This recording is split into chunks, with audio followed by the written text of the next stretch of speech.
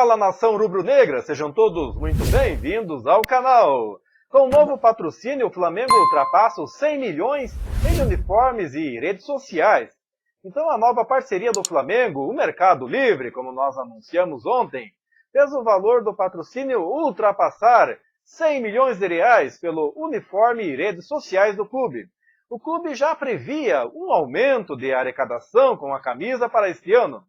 Então haverá ainda um pequeno acréscimo, porque a agremiação bateu a meta de venda de peças esportivas previstas no contrato da Adidas. No total, o clube rubro-negro terá uma receita em torno de 110 milhões anuais com patrocínios do futebol ligados ao seu uniforme, de acordo com o levantamento. Há ainda espaços disponíveis no calção e nas mangas. Então este valor pode ainda subir mais um pouco, né? O maior acordo é com a distribuidora de uniformes, a Adidas, que é para fornecimento de toda a parte de material esportivo, né? Então, com os reajustes anuais, esse contrato chega a aproximadamente 40 milhões. Mas isso envolve valores pagos diretamente ao clube, as luvas pagas na assinatura e material esportivo. Então, no ano de 2020, pela primeira vez foram vendidas mais de 1 milhão de peças do Flamengo pela Adidas. Com isso, o clube passou a ter direitos de royalties, embora o valor ainda seja pequeno, perto do montante fixo, né? Então, o maior patrocínio é o Banco BRB, no total de 32 milhões fixos. Esse montante pode aumentar quando a receita da parceria, que tem um banco próprio com 250 mil contas, passar a superar este valor. Mas isso não ocorre atualmente. Em seguida está o contrato atual com o Mercado Livre, que atinge 18 milhões. O acordo com a Total é de 6 milhões anuais. A da Sportsbet é 9 milhões. A MOS aparece com 3,5 milhões. E a TIM, 4 milhões. No total, são 112 milhões. O Flamengo, assim comparado com o Palmeiras, tem valores até próximos do patrocínio. Não é possível fazer uma comparação exata, porque os acordos da Puma e da Adidas são bem diferentes.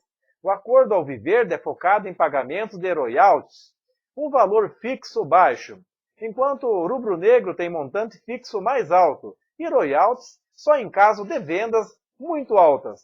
No total, o clube alviverde ganha 81 milhões com a Crefisa. A Puma lhe pagou 30 milhões em 2020, incluindo prêmios por Copa do Brasil e Libertadores. Então, o Flamengo está muito próximo desses valores aí, né, galera? Falando um pouco sobre o mercado da bola, as boas atuações de Vinícius Souza pelo Lomel SK não deixam dúvida sobre a intenção do Grupo City em tê-lo de maneira definitiva, por uma quantia estipulada em 1,5 milhão de euros, aproximadamente 10 milhões de reais. A questão é que o meia vive o auge em sua carreira profissional e inclusive foi indicado ao prêmio de craque na Bélgica. Então Vinícius Souza foi negociado em 2020 e logo se tornou um dos principais nomes do plantel, que também conta com o Caio Roque e Marlos Moreno, conhecidos da torcida do Flamengo. Prova disso é que dos 19 jogos do volante no Lomel SK, 17 foram como titular. O clube, no entanto, ficou na terceira colocação e não conseguiu acesso à elite na Bélgica. Então, no último sábado, dia 24, Vinícius Souza, camisa 26, foi titular. E também, falando um pouco sobre a negociação, o Flamengo liberou 60% dos direitos de Vinícius Souza por 2,5 milhões de euros, que girava em torno de 16,3 milhões de reais na época. Os negócios ocorreram em agosto da temporada passada. Para tê-lo em definitivo, o Grupo City tem o prazo até 31 de julho para pagar 1,5 milhões de euros restante, que chega em torno de 10 milhões de reais. Vamos ver o que vai acontecer aí nesse negócio, mas esse dinheiro serviria também para acertar a renovação de contrato do Arrascaeta. Assim está se falando nos bastidores lá do Flamengo. Falando um pouco da vitória do Flamengo na Libertadores, o time goleia o União La Calera, apesar de momentos de baixa na partida, isso que nós vamos comentar, né? Com o golaço de Pedro, que decretou a vitória do Flamengo sobre a União La Calera por 4-1 no Maracanã, foi um símbolo da disparidade técnica entre as duas equipes. Sua representatividade vai além até. Mostrar como o time carioca é livre, leve e solto, é capaz de momentos de encantamento em condições normais de temperatura e pressão. A partida contra o time chileno, porém, mostrou também o outro lado, o risco de se perder pontos considerados fáceis quando a equipe não está completamente concentrada, num período de cerca de 20 minutos no segundo tempo. Por exemplo, o Flamengo quase complicou um jogo dominado com uma vantagem de 2 gols. A expectativa é de que isso sirva como uma lição para a sequência da competição. Então o time do Flamengo, tecnicamente, encontra pouquíssimos rivais na América do Sul, como a gente já sabe, né? Mas a equipe tem entrosamento, está confortável dentro do sistema de jogo trabalhado e possui jogadores capazes de desequilibrar nos momentos de dificuldades. Então, nesse cenário, o início do Flamengo foi sufocante. Não deixou o assustado rival chileno sair do campo de defesa, controlou o ritmo e deu a pressão de que faria um gol a qualquer momento. Talvez essa conclusão tenha atrapalhado o time, que passou a oscilar à medida que percebeu que o La Calera ameaçava pouco. Quando o Flamengo conseguiu tocar a bola, balançar a marcação chilena e encontrar espaços, os gols de Gabigol e Arrascaeta vieram naturalmente, sem precisar forçar tanto, em boas jogadas coletivas do setor ofensivo do Flamengo.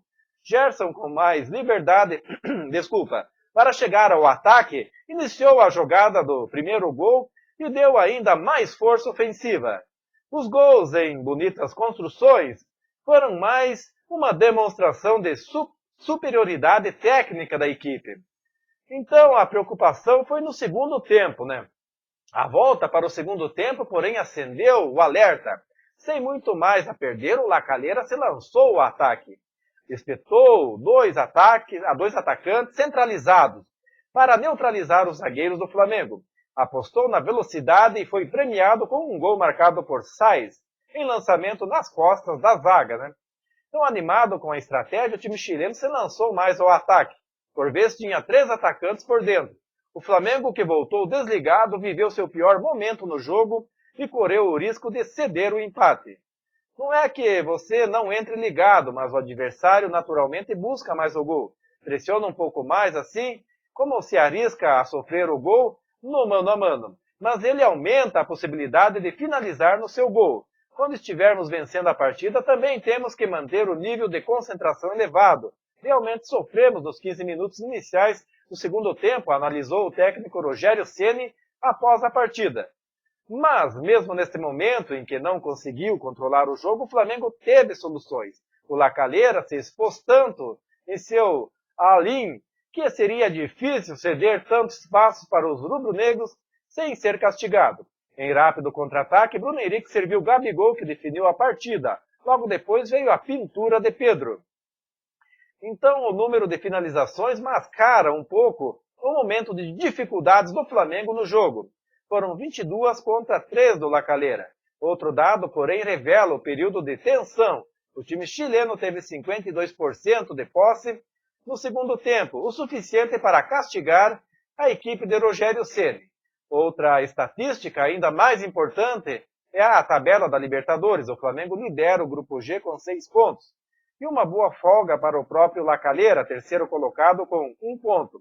O time não deve ter dificuldades para confirmar a classificação nas próximas rodadas. Para o mata-mata, porém, fica o alerta. O Flamengo é um dos melhores times da competição. Tem um arsenal técnico invejável, mas não poderá se dar ao luxo de baixar sua concentração em momentos críticos do jogo. Algo que ocorreu, por exemplo, na eliminação para o Racing em 2020. Em condições normais, com seus principais jogadores inspirados, o Flamengo sobra tecnicamente. Caso oscile menos, será ainda mais difícil de ser vencido no continente. Mas é isso aí, nação rubro-negra. Um forte abraço a todos, em breve voltarei com mais notícias do Mengão. Até lá!